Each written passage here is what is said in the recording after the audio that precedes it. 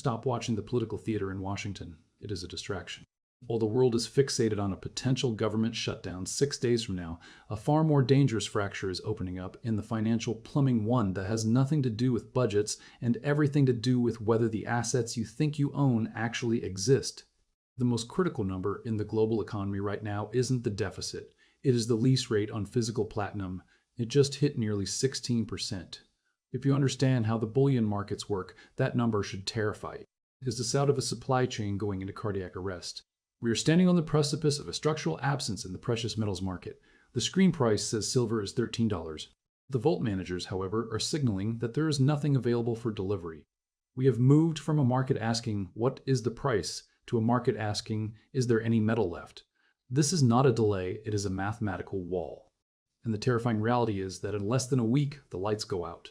When the government shuts down, the regulatory bodies, the CFTC, the Treasury, the Federal Reserve's reporting arm go dark. We are about to enter the most volatile delivery window in modern history, completely blind, with no referee on the field. To understand the gravity of this moment, you have to look past the headlines and into the vault ledgers. Right now, there are nearly 20 million ounces of gold standing for delivery in the next 5 days. Even in a generous scenario where half of those contract holders agree to settle for cash, we are still looking at a demand that would drain 80% of the registered inventory in a single cycle. This has never happened before. Not in 2008, not in 2080, not in 2020. The exchange is staring down a delivery obligation it simply cannot fulfill physically. The paper market is writing checks that the physical vaults cannot cash. This brings us back to the lease rates, the smoking gun that proves this isn't just speculation. A lease rate is the cost to borrow physical metal. In a healthy market, this rate is near zero because there is plenty of metal sitting around.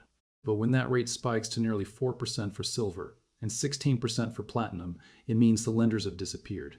No one is willing to part with their metal, and the borrowers are desperate enough to pay usury rates just to get their hands on physical bars. This is the market screaming that the physical supply has evaporated. Platinum is an industrial metal. It isn't driven by retail hype. When its lease rate hits double digits, factories are panic buying. And if the industrial supply chain is breaking, the monetary metals are next. The mainstream financial press frames the looming shutdown as a standard bureaucratic inconvenience. National parks close, paychecks get delayed, but they are missing the catastrophic risk of a regulatory blackout during a liquidity squeeze. If the Federal Reserve and CFTC stop publishing data on February 1st, we lose our visibility into the COMEX inventory reports. We lose the daily updates on open interest. The official narrative will be that the data will be published retroactively. But in a fast-moving crisis, retroactive data is an autopsy report. By the time we see the numbers, the default will have already happened. Imagine a scenario where a massive delivery failure occurs on February 3rd. In a normal world, that news hits the wires instantly and the market reprices. In a shutdown world with no official reporting, that failure can be buried. Contracts can be settled in cash under force majeure clauses, and the broader market might not know the extent of the insolvency for weeks. The blackout doesn't calm the market. It removes the oversight required to keep the big players honest. It creates a dark room where the rules can be rewritten without public scrutiny. There is a common counterargument that this is a sell the news event, similar to the liquidity crunch of March 2020. Skeptics argue that institutions will dump gold and silver to raise cash for margin calls.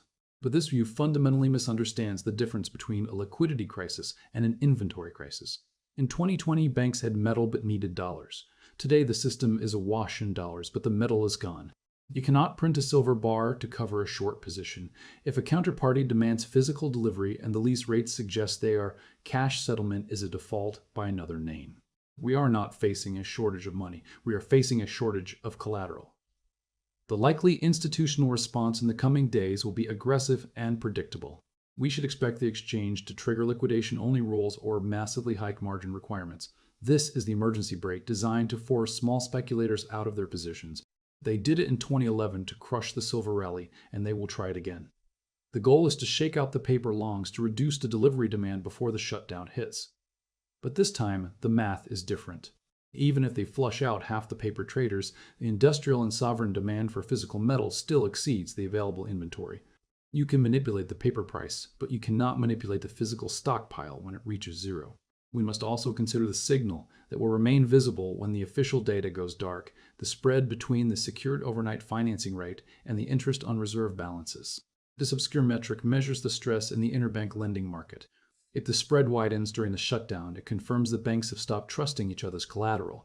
It is the canary in the coal mine for a systemic liquidity freeze.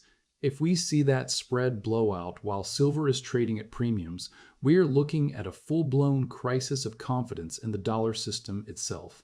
Gold crossing the $5,000 mark is not just a psychological milestone, it is a structural breaking point. At that price, the value of global gold reserves begins to rival the M2 money supply of the United States. Gold shifts from being a hedge to being a competitor. Central banks know this. If gold breaches this level during a government shutdown, it challenges the legitimacy of the dollar as the primary store value.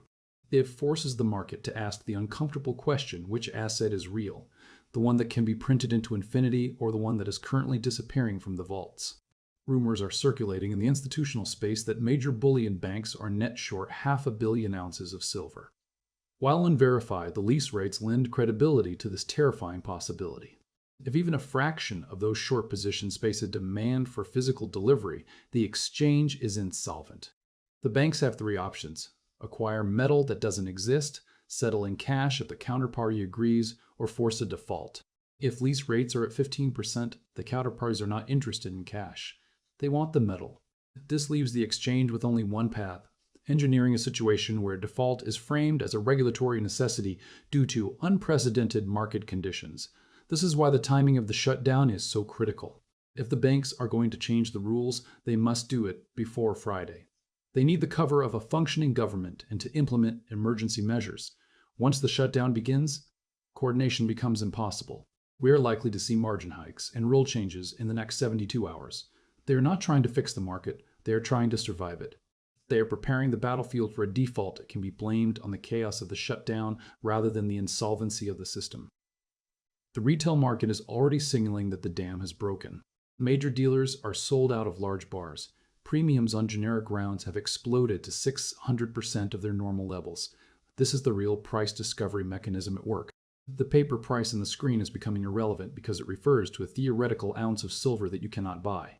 When the spread between the paper price and the physical price blows out, the paper market is revealed for what it is: a derivative betting parlor that has lost its connection to reality. We are witnessing the end of the assumption that physical delivery doesn't matter. For decades, the system operated on the belief that 95% of traders would settle for cash. That assumption allowed the banks to leverage their inventories to absurd levels. Now the bluff has been called. The lease rates prove that the demand is real, physical, and urgent. The system is discovering that it lacks the infrastructure to handle actual delivery at scale. This isn't a conspiracy. It is an accident caused by excessive leverage colliding with a finite resource. The next 6 days are a countdown to opacity. If the government shuts down on Friday, the strategy for any prudent observer must shift from speculation to preservation. Holding paper contracts during a regulatory blackout is a game of Russian roulette. The exchange can unilaterally decide to settle your position in cash at a price you didn't agree to. The smart money is moving to physical possession or stepping aside until transparency returns. If silver dips on forced liquidation news, it is a gift the final opportunity to acquire real assets before the supply crisis becomes undeniable. However, if lease rates cross the 10% threshold for silver, the system is effectively broken. At that point, you should not expect physical delivery from any exchange. A 10% lease rate is a distress signal that means the bullion banks have exhausted every available source. It is the final stage before a formal default. If we see that number, the paper market has failed, and the only price that matters is what you can get for physical metal in your hand. The parallel here is not 2020, it is 1929. In the lead up to the Great Depression, the authorities believed the market was just correcting. They missed the structural leverage that turned a correction into a collapse. Today, the leverage isn't in margin loans for stocks. It is in the ratio of paper claims to physical ounces. We are about to realize that the futures market is backed by phantom metal. The correction won't be a price drop, it will be a credibility collapse. When the music stops, there are simply not enough chairs. If gold breaks $5,000 in the next few days, do not expect a rush of selling. Expect a rush of selling. Expect a freeze. Central banks and sovereign funds will not sell an asset that is rapidly revaluing against a failing currency. They will hoard it. Liquidity will evaporate because no one wants to be the fool who traded real wealth for devaluing paper. Price discovery will break, not because prices fall, but because no one will sell at any price. This is what a currency crisis looks like. Not volatility, but the complete disappearance of the asset from the open market. The shutdown does not pause this crisis, it accelerates it by removing the guardrails. The institutions know that for 40 days, no one is watching. They will sprint to cover their exposures, likely exacerbating the shortage. The lack of data will not create calm. It will create panic among those who are flying blind. In a market this tight, uncertainty is fuel for the fire. The players who know the truth are already positioning themselves for a world where the COMEX cannot deliver. We are entering a period where trust is the only currency left, and trust is in short supply. The paper market is about to be tested by the physical world, and the physical world does not negotiate. Watch the lease rates. Watch the delivery notices. Ignore the headlines about political bickering. The real story is the emptiness of the vaults and the desperation of the banks. You have 6 days of visibility left. After that, the data goes dark, and we will find out who actually holds the gold and who is just holding a receipt.